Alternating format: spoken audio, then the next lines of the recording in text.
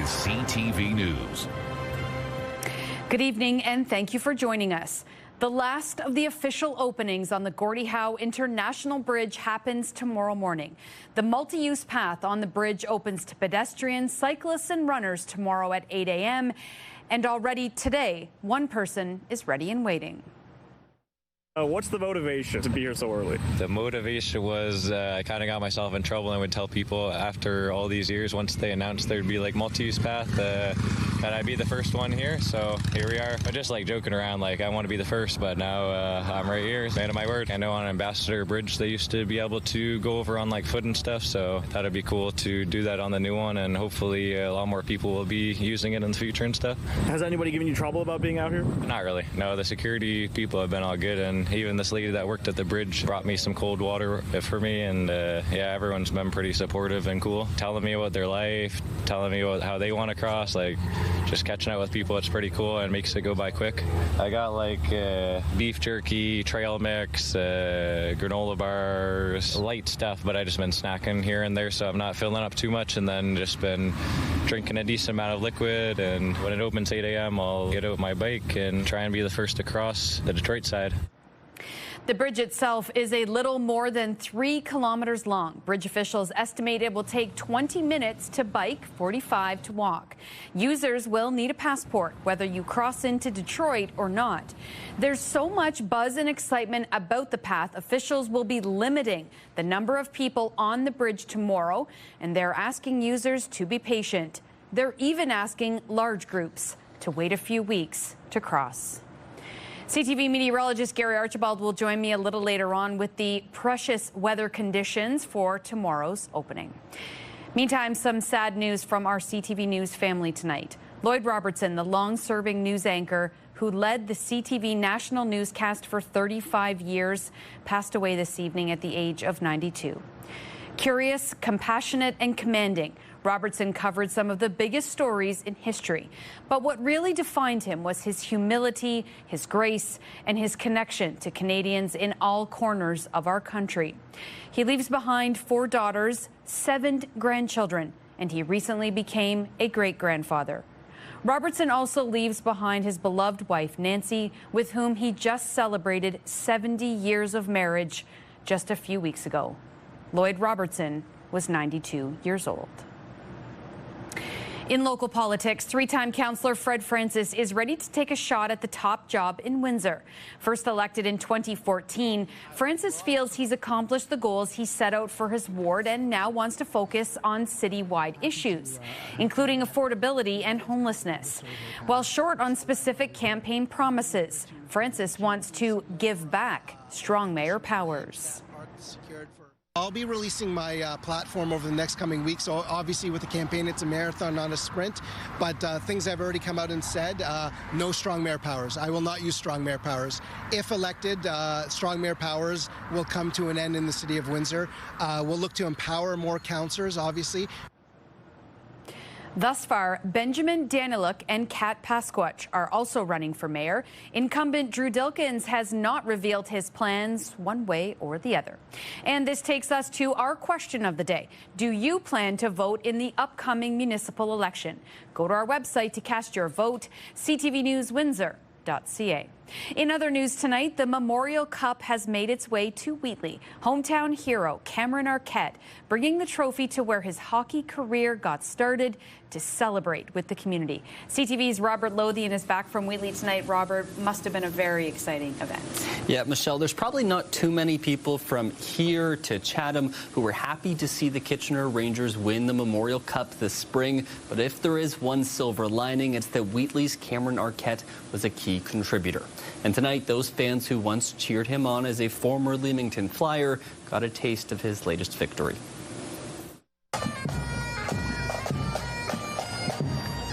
A hero's welcome for Wheatley's Cameron Arquette. Fresh off hoisting the Memorial Cup for the Kitchener Rangers, the forward bringing some hardware home to where it all started. I mean, the run was really special. We had a great group of guys and went all the way. It was really awesome. 2-on-1. Gerard throws it across and they score. Arquette was a fixture on a dominant Rangers squad who captured the cup in Kelowna this spring. A reward for his success is one day to bring the trophy where he wants. It's pretty special to be able to bring this cup back to Wheatley and do it with all my friends and family, and then be able to bring it back to the town that supported me so much. Hundreds of fans taking the chance to take some pictures and meet the champion. It was cool. It's heavy. We're super proud of him. We're proud. Did you touch it? No. But I kissed it. I got to see the cup, and it was cool to see him on the pictures. Arquette's homecoming was celebrated at the newly opened Wheatley Legion, and the community on the rebound, now 5 years removed from a massive explosion. The 19-year-old says the significance of giving people a reason to smile isn't lost on him. I mean, there's been a few negatives in the past, but to bring this positive towards the town and show everyone what's happened and things we've achieved, it's pretty cool. It's so important to know where you came from. Like, this is where he's from, so it's so important that he was here to spend his time and just look at the people here. It's a great turnout. And in this room of hundreds, there's a chance a future Memorial Cup champ is in attendance. If I try hard enough and I practice a lot, then yeah. And for Arquette, that's what it's all about. Some of the younger kids that you see that kind of look up to you a bit, and it's pretty cool to bring the trophy to them and show them what it's like, and maybe for them to maybe do it in the future. Now, Arquette's time with the Rangers isn't over just yet. At 19 years old, he's hoping to continue his career just up the 401 in Kitchener for another season. And after getting a taste, he's hopeful for one more shot at lifting the Memorial Cup. Michelle? All right, thanks so much for this, Robert. One good reason to cheer for the Kitchener Rangers next year. I suppose so. Maybe. We'll see. We'll still think about it. Thanks so much. Robert Lothing reporting for us tonight in the newsroom. Well, for 30 years, Windsor workers have been on the cutting edge of shaping the future of the automotive industry, as our Sanjay Maru learned today on a tour of a research facility. It allows us to test all our vehicles in real-world conditions. This is the ARDC, Stellantis' Automotive Research and Development Center, a 93,000 square meter facility where roughly 800 people help design, develop, and test nearly every vehicle in the company's portfolio. And when this space opened in 1996, the ideas were big, but the tools used to bring them to life were much simpler. In 1996, we still had designers that actually used pencil and ruler at some point. And we did evolve to our CAD and CATIA capability, but we still had some remnants of that. Everything was done by hand. Now engineers can drive through Italy, Brazil, or Germany without ever leaving Windsor. But this is all more than a very expensive video game. We're trying to protect the DNA of the vehicle, right? A Jeep is a Jeep because of whatever the performance is, the targets, right? We need to make sure that we have those targets. To meet those targets, road rigs shake vehicles through millions of kilometers of simulated driving, while the brake lab brings them to a stop again and again, more than 900,000 times to date. The ARDC's newest chapter is electric. The center's new battery lab can test up to 63 packs and 132 cells at once in temperatures from -40 to +80. What we wanted to do when we put this facility here was find, the best and brightest and a talent pool that we could leverage. And I think what we found ultimately is with the University of Windsor as a partner and universities across Canada, we've got this really great relationship that gave us a pool of technology and engineering expertise that's hard to find elsewhere. From designs created entirely by hand to robot assistants, virtual roads, and the batteries of tomorrow, the tools have changed. But 30 years later, Windsor is still helping shape the future of auto. The initial investment was $30 million for the facility, but since then we've grown to almost $2 billion and still growing. In the next 5 to 10 years, we're going to have at least another $500 million invested in this facility. Sanjay Maru, CTV News.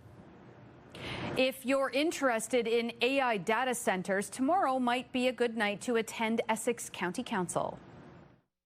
Looking at it from a county perspective makes a lot more sense because we have to see where are they coming in Essex County because, we all live, work, and play here in Essex County. Tomorrow's discussion is less about a yay or a nay and more an early discussion about the possible benefits and impacts of AI data centers. The development of them has been widespread pushback across the country. Concerns largely surround the heavy use of resources such as energy and water. If County Council wants to proceed with a more broad debate, administration will create a plan for public input and specific details from the sector. In Harrow, folks are upset about the addition to the community archway. The landmark leading to Harrow Arena features the original Colchester South and Harrow Agricultural Society sign.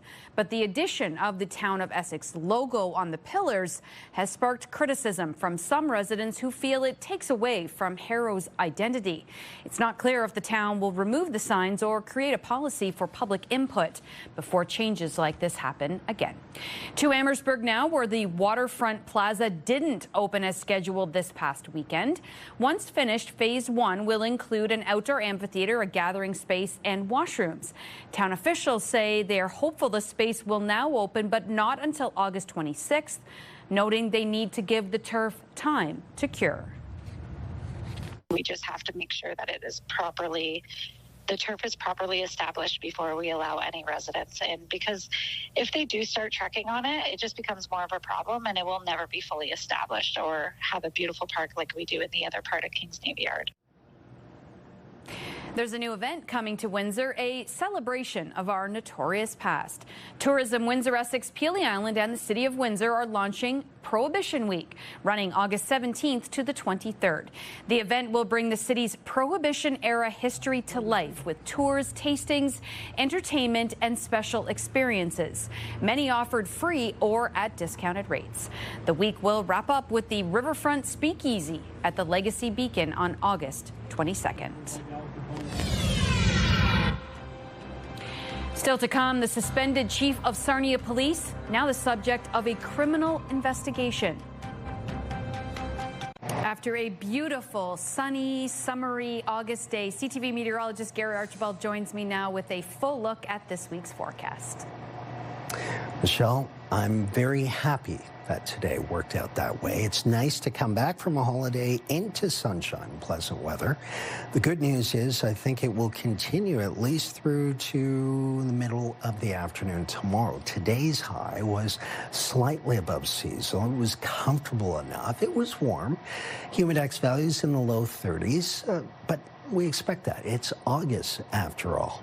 Not much to see across the satellite radar imagery. Some rain moving across Manitoulin Island with this cold front's approach from the west. In behind it, some instability that could bring some rain for tomorrow late in the day. I'm talking really now early evening, right? Maybe around dusk. Cold front sweep.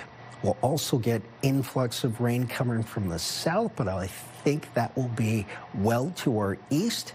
And if we do see any rain showers, they are of the non-convective type, so I don't anticipate any thunderstorm activity with this relatively weak cold front, but we'll see some increase in cloudiness late in the afternoon. The overnight temperatures are still warm for this time of the year. Looking at 17 degrees Celsius, the low before dawn Wednesday morning. And here's that sunshine icon used again and again and again through the morning, midday, and afternoon. Seeing a high of about 30 degrees for Windsor, Essex, Chatham, Kent, closer to about 29, and it feeling like about 33 to 34 across our entire region here in the extreme southwestern tier of Ontario.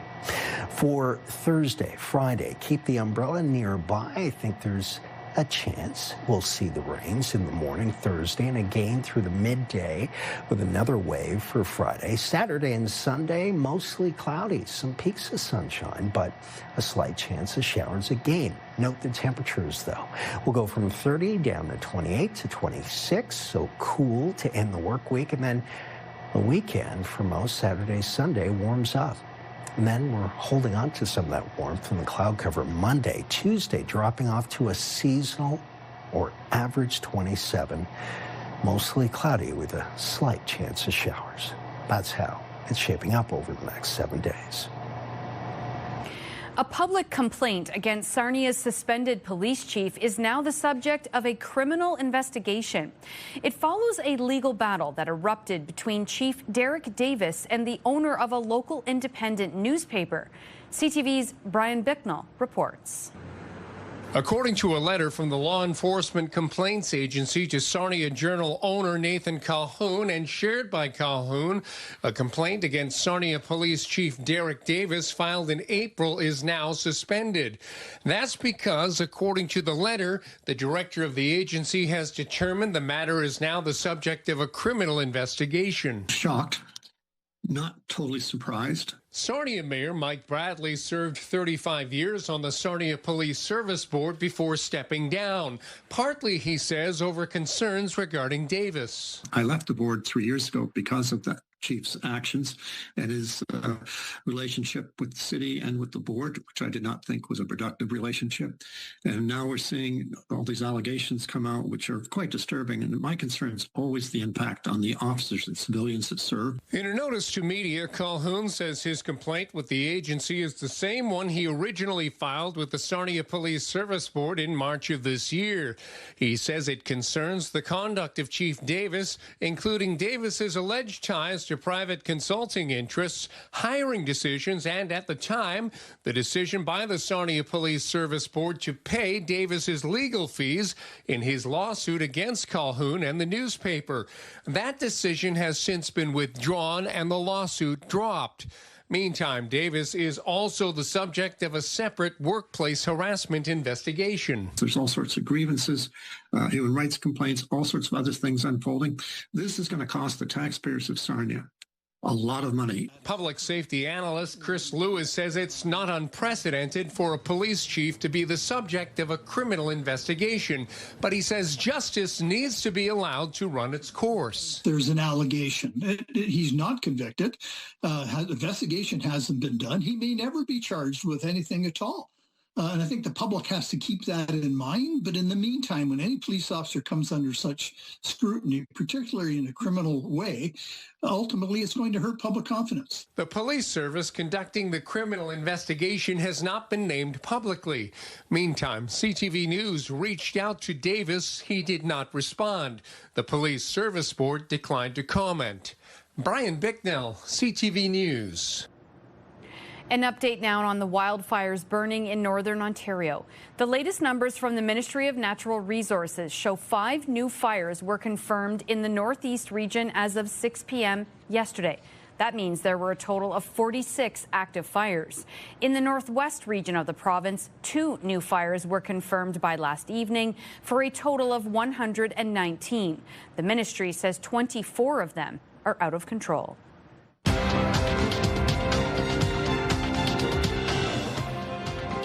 Canada's main stock index was up today, while U.S. markets also surged. In Toronto, the TSX gained 575 points. In New York, the Dow added 907, while the Nasdaq up 671. The Canadian dollar dropped 1/5 cent today. And on commodity markets, gold gained $62 an ounce and oil lost $4.57 a barrel. Finding a parking spot is one extra stress for local cancer patients.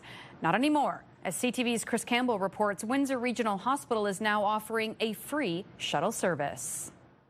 For Marilyn Bailey, parking issues have become part of the routine of her husband's cancer treatment. The Essex couple makes the trip to Windsor twice a week, and she says they sometimes have to arrive extremely early to get a spot. When he has to come for blood work, we come early. He leaves the house at 10 after 6 so that he's here to get a parking spot, so that we're not here all day just for blood work. The hospital says hundreds of patients visit the cancer center each week, and demand for the closest parking often exceeds capacity. Now patients have the option of parking at a staff lot on Kildare, a couple of blocks away, and take a free shuttle to the front door of the cancer center. It's something that pains us every day. We all have loved ones that have had cancer or have had dealt with it and required treatment, and we absolutely sympathize. We know the last thing that these patients want to be doing is struggling to find a parking spot. The hospital says the idea actually came from a patient. Originally, we had wrongfully assumed, that patients wouldn't want to take a shuttle from a remote lot to access the cancer center. But engaging with with the patients themselves, we heard that we'd love to use that service, and that's what really sparked this idea. So we're excited to launch that today and ramp it up into the fall. But for people who live near the cancer center, the question is whether the new service will actually reduce the traffic and parking problems. Kevin Morrison lives across the street. I doubt that will alleviate the problem. And there's people that drive in the out and out the in, and there's horn honking and car alarms going off all the time. Ward 4 Councillor Mark McKenzie says the city and hospital are already talking about other ways to add parking around the Met campus. We've been having conversations at the city saying, look, do we add parking on both sides of Kildare? Right now there's only parking on one side of Kildare, but there's a boulevard, so we could easily add parking year-round on both sides of the street. What about looking at Byng and looking at Alsace and some of the neighboring streets as well? We're not stopping here. We're looking to roll out a potential second phase of this initiative in the fall in collaboration with the city. They've been amazing partners with us. They understand our pain, and we're hoping to announce more come this fall. Chris Campbell, CTV News. Healthcare funding and support for local paramedics is the motivator behind a rally tomorrow at the Essex Civic Centre. It's in support of paramedics who could be headed for the picket line as of Friday. They are in a contract dispute with the County of Essex. The peaceful rally will be from 3:30 until 6 o'clock. If anyone does intend on showing up, be sure to bring a chair, bring any type of activity that you want for your kids or your family. We just want to make it a peaceful, fun time for those to come out and show their support for their local paramedics. Discussion here at Windsor City Hall. Windsor's top stories. A major project is about to get underway. Breaking news alerts. Severe weather is a possibility. And watch live. Good evening, and thank you for joining us. Download the CTV News app.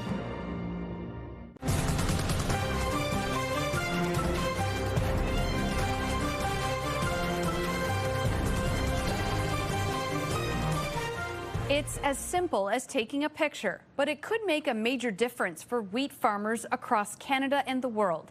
CTV's Jeff Pickle explains how a new app developed by researchers at the University of Guelph uses AI to help farmers. Just above knee height here.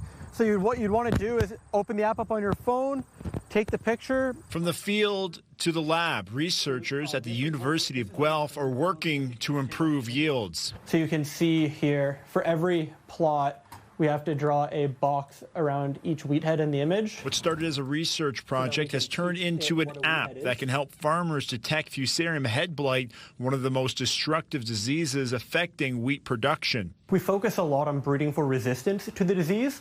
And one of the ways we have to do that is evaluating plots out in the field and testing if the lines are resistant to the pathogen or not. The concept is simple, but the technology is not. Take a picture of a wheat field and let AI do the rest. So we're trying to develop a way that's a lot more accurate at actually determining the degree of infection within each plot. A helpful and free tool for farmers. Farmers can also use this to help gauge what they're having in how much infection is out in their field, and it allows them a little bit of leeway so that they can employ some different practices to minimize the impact of the disease. Also helpful for researchers looking to create more resilient strains of wheat. We're losing farmland at a relatively rapid rate, so we need to be able to actually increase the production that we have on the farmland that we do already grow on. McConaughey says so far 250 producers have downloaded the app, and all information used in the app is retained by the farmers and not used in their research. So this wheat is a little bit too mature. For the app to work, you need to be green. McConaughey says they are updating the app to make it better for next year, and it will remain free to use. We benefited a lot in our research from open source models, and we've taken advantage of this a lot in order to actually employ all of this. So we just wanted to continue that trend and give back so people can build on this and use it to actually benefit themselves. Jeff Pickle, CTV News, Guelph. Well, as mentioned, Gary, tomorrow is another big day on the Gordie Howe Bridge. Will the weather cooperate with all those cyclists and walkers who are very eager to walk over to Detroit? I'm getting my scooter ready, Michelle, charging that up. And I think tomorrow is going to be great for the morning through the early afternoon. The evening, early evening, we could see increasing cloudiness and a few drops. So Timing is the key. Tomorrow, increase in cloudiness, but it starts off sunny through the morning, midday, and afternoon, as mentioned, going to a high near 30 degrees, feeling like 34, so it's a humid day. Thursday and Friday, cloudy both days, but a 40% chance of seeing some showers, likely in the morning. And if we do see the highest probability, it's possible it could happen when most of us are asleep. Friday to Saturday, cloudy to mostly cloudy. For the weekend, Sunday as well, 30 degrees will warm up and hold on that mark for Monday, cloudy, and then a week from now, cool off to a average or seasonal 27, mostly cloudy, with a chance of some showers moving through. That's how it's shaping up weather-wise. Michelle? Thanks, Gary. Well, there's a new monument at Windsor's Jackson Park celebrating our Black history.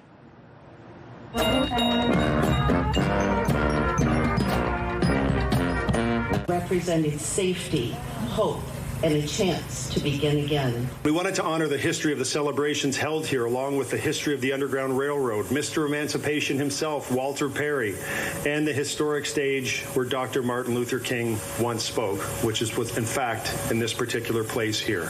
2, 1, cut the ribbon!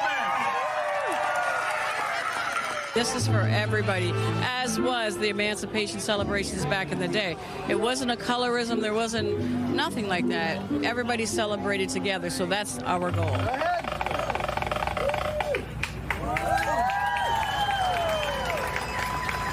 My part of the progress was painting the 3 murals for this monument here.